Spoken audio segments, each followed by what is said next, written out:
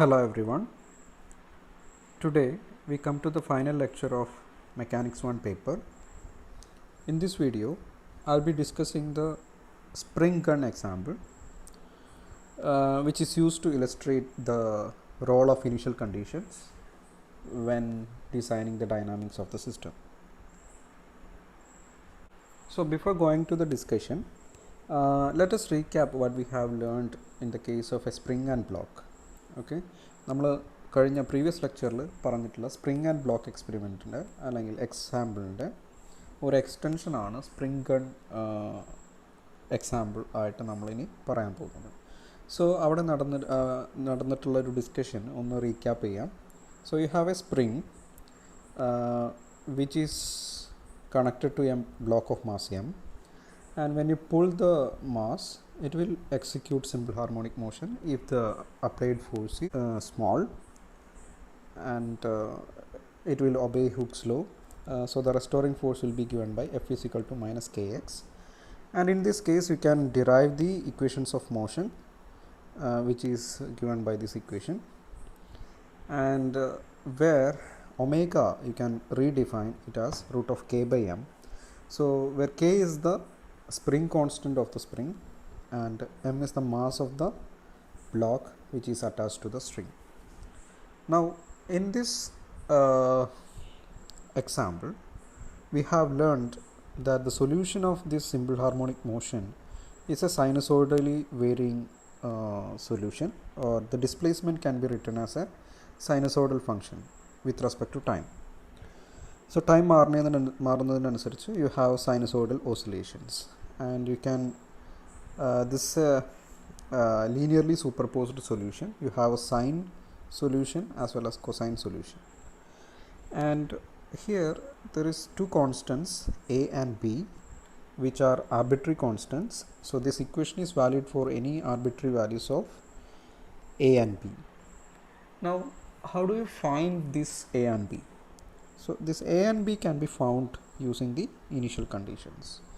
So we take another example, or the extension of this spring example, which is a spring gun.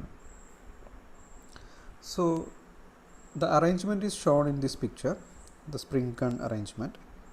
So you are having a spring with a spring constant k, its spring constant is k, and there is a piston which is attached to the spring.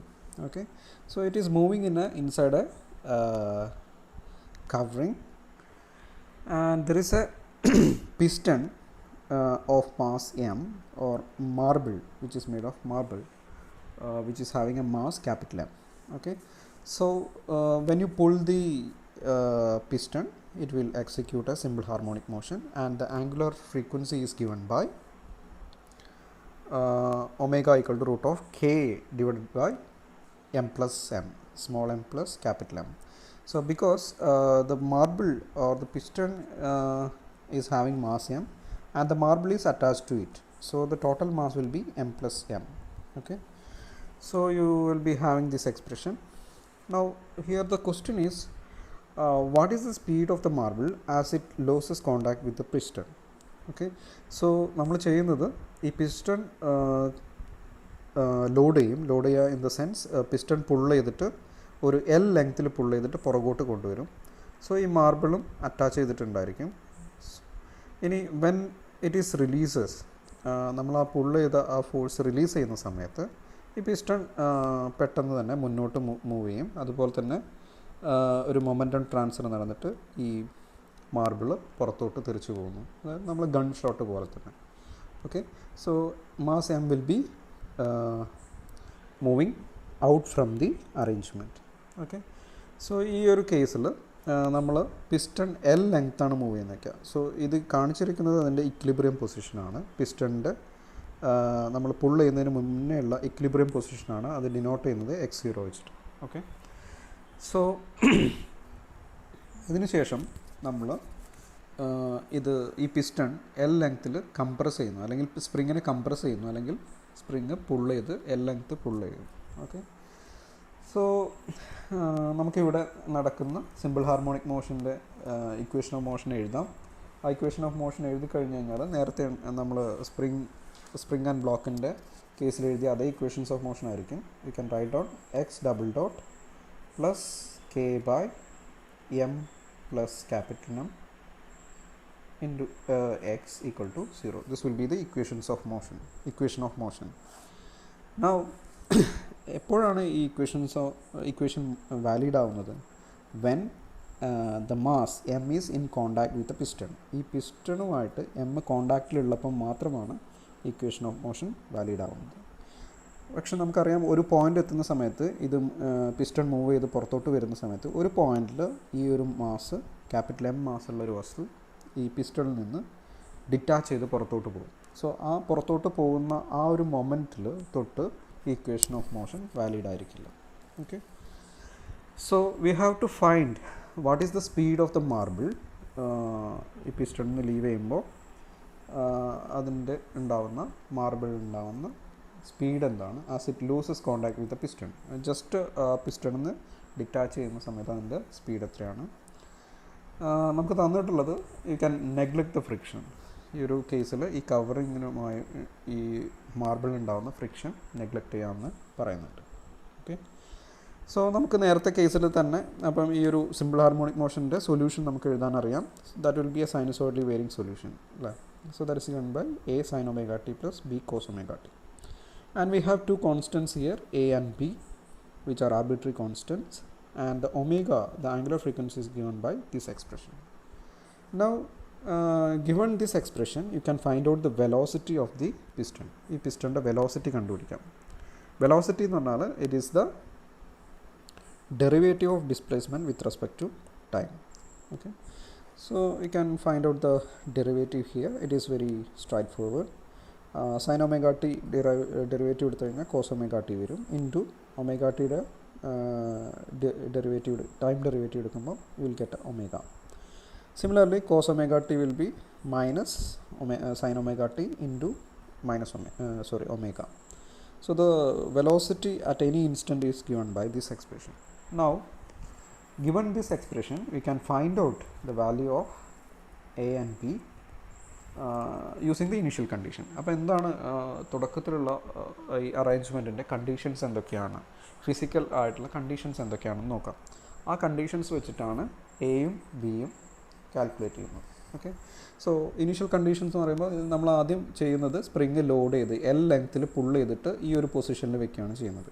ഈ ഒരു പൊസിഷനിൽ വെക്കുമ്പോൾ ഇതാണ് at time T equal to 0 പിസ്റ്റണിൻ്റെ position എന്ന് പറയുന്നത്. Okay, so ഈ position എന്ന് പറയുന്നത് എക്സ് ഈക്വൽ ടു 0 പിസ്റ്റണിൻ്റെ പൊസിഷൻ എന്ന് പറഞ്ഞാൽ ഇക്വിലിബ്രിയത്തിൽ നിന്ന് എൽ ലെങ്ത്തിലായിരിക്കും.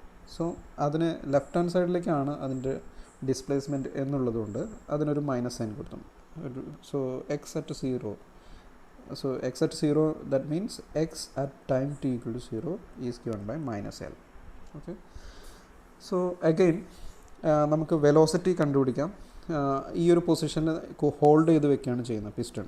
അതുകൊണ്ട് തന്നെ ഈ ഒരു പൊസിഷനിൽ പിസ്റ്റണിന് വെലോസിറ്റി ഇല്ല. So velocity at time T equal to 0 is 0. So these are the initial condition we have. Okay, so ഈ പറഞ്ഞ രണ്ടെണ്ണമാണ് നമുക്ക് ഉള്ള ഇനീഷ്യൽ കണ്ടീഷൻസ്. ഇനി ഇത് വെച്ചിട്ട് എങ്ങനെയാണ് ആർബിട്രറി കോൺസ്റ്റൻസ് കണ്ടുപിടിക്കുന്നതെന്ന് നമുക്ക് നോക്കാം. സോ നമുക്ക് at time T equal to 0 we have the initial condition. X at time T equal to 0 is minus L and v at time t equal to 0 is 0. Now we know the expression of x of t.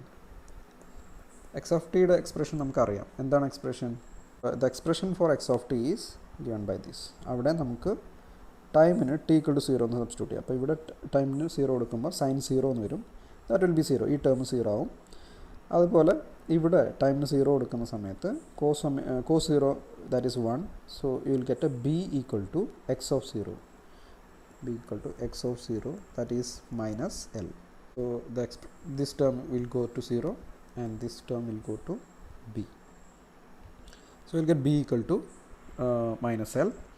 And using the second initial condition v equal to 0, v of t നമുക്കറിയാം omega A cos omega T ആയിരുന്നു. Omega ടിക്ക് T equal to 0 എന്ന് കൊടുക്കുമ്പോൾ cos 0 എന്ന് വരും. ഇവിടെ sign 0 എന്ന് വരും. സോ സൈൻ 0 ആയതുകൊണ്ട് ഈ ടേം പോയി, ബാക്കിയുള്ളത് ഇത് 1 ആണ്. So we'll get omega a equal to 0. That means a equal to 0. So a and b value ഇതുപോലെ initial conditions വെച്ച് find ചെയ്യാം. So a is equal to 0 and b equal to minus l. Now again back to the solution നിങ്ങൾക്ക് ഇത് substitute ചെയ്യാം. Substitute ചെയ്യുന്ന സമയത്ത് a 0 ആയതുകൊണ്ട് ആ ടേം പോയി. b സൊല്യൂഷൻ എന്തായിരുന്നു? a sin omega t plus B cos omega T ആയിരുന്നു. അതിൽ ഫസ്റ്റ് ടേം പോയി. സെക്കൻഡ് ടേമിൽ ബിക്ക് മൈനസ് എൽ കൊടുക്കുക. So the solution becomes minus L cos omega T. Now the velocity term എന്ത് വരും?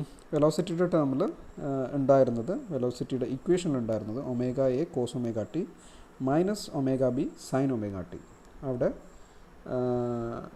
ബിക്ക് പകരം you can substitute minus L. So minus minus plus ആയി. So will get L omega sin omega t. So the solution becomes the final solution becomes this. Okay, so the displacement will be a cosine wave and velocity will be a sine wave with amplitude L omega. So the next question is, so നമുക്ക് solution കിട്ടി. നമ്മുടെ question എന്ന് പറയുന്നത് when do the marble and piston loses contact?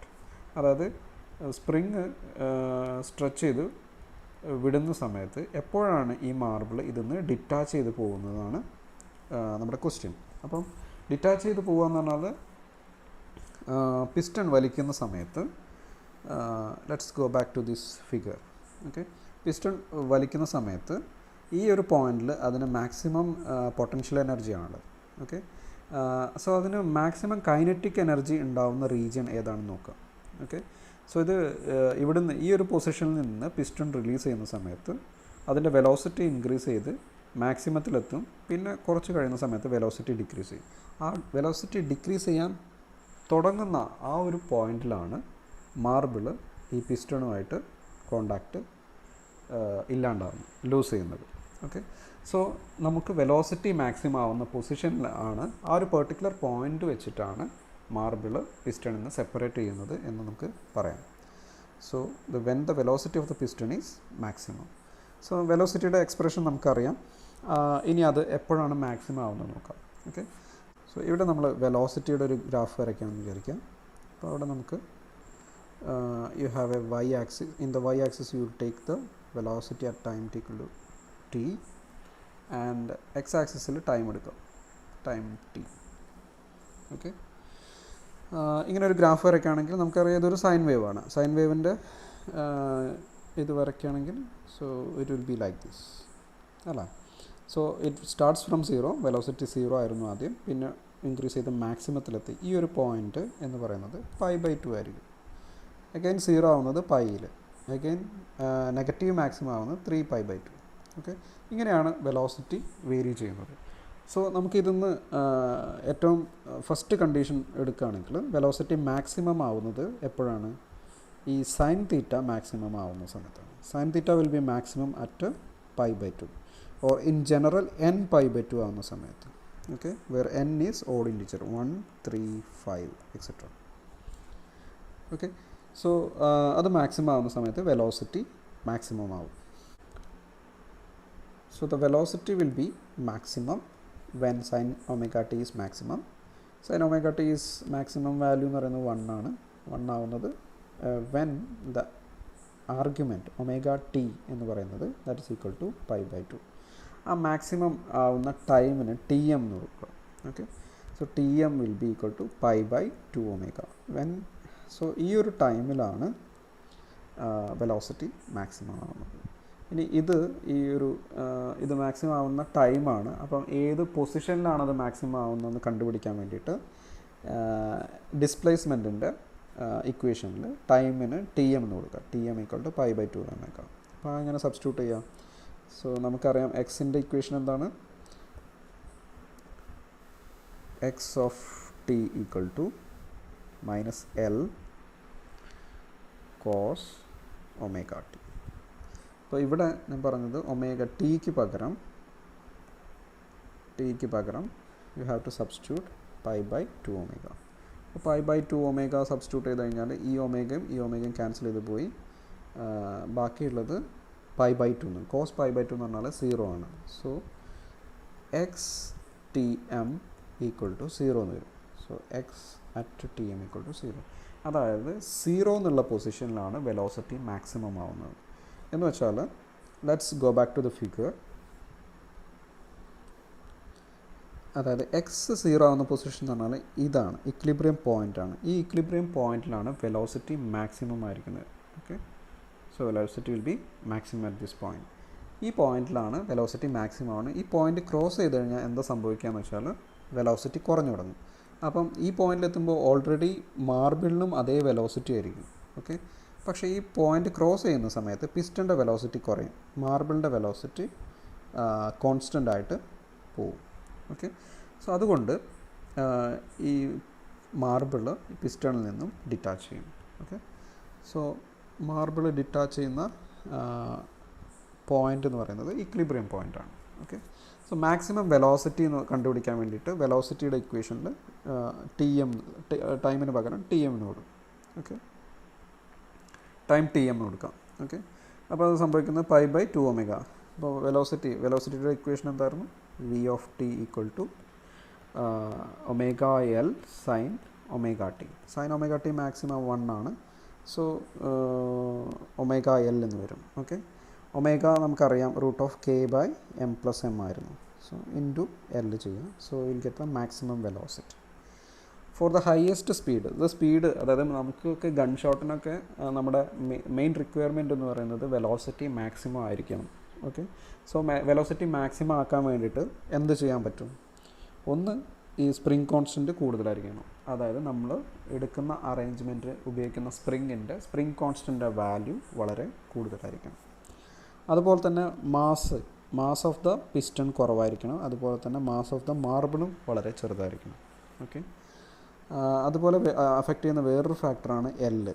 അതായത് നമ്മൾ initially piston pull ചെയ്ത് വെക്കാൻ പറ്റുന്നത് മാക്സിമം പുൾ ചെയ്ത് കഴിഞ്ഞാൽ മാക്സിമം വെലോസിറ്റി അതിന് കൊടുക്കാൻ സാധിക്കും. Okay, so the marble loses contact as the spring passes at its equilibrium point x equal to 0. x equal to 0 എന്നുള്ള പോയിന്റിലെത്തുന്ന സമയത്താണ് മാർബിൾ കോൺടാക്റ്റ് ലോസ് ചെയ്യുന്നത്. Since spring returns the piston for X greater than 0. നമ്മൾ നേരത്തെ പറഞ്ഞതാണ് equilibrium position കഴിഞ്ഞ് കഴിഞ്ഞാൽ velocity decrease ചെയ്യും. അതുകൊണ്ട് തന്നെ ആ ഇക്വിലിബ്രിയം പോയിന്റ് വെച്ചിട്ട് മാർബിൾ ഡിറ്റാച്ച് ചെയ്യും. Okay, so we have answered our question on when do the marble detach from the piston and what is the maximum velocity of the marble. Hope you understood the concept of initial conditions and how it can be useful for finding the arbitrary constants in the solution of a differential equation for a simple harmonic motion. Thank you.